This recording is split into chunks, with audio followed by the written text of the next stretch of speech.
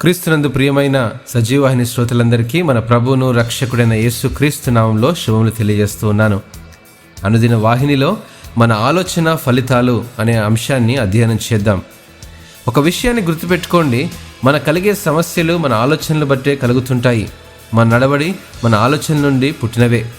మనలను సమస్యలోనికి నెట్టే ఎటువంటి ఆలోచనలైనా ముందుగానే కనిపెట్టి దాని నుండి వైదొలగడం విశ్వాస జీవితానికి ఎంతైనా అవసరం.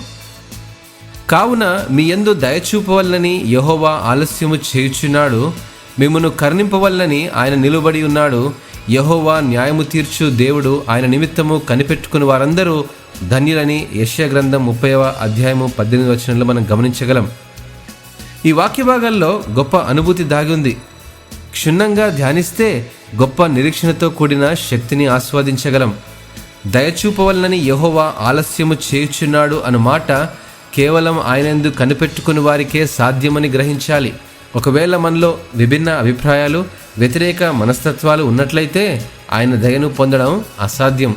యెహోవా న్యాయమును తీర్చు దేవుడు అని నమ్మినట్లయితే ఆయన మంచివాడు కాబట్టి మనకు ఎప్పుడూ మంచే చేయగలడనే నమ్మకమే మన ఆలోచనలను మార్చడమే కాదు, కానీ మన జీవితంలో సమస్యల నుండి తప్పించబడి మంచి వైపు ప్రయాణిస్తాము అనటలో ఎట్టి సందేహము ఉండదు.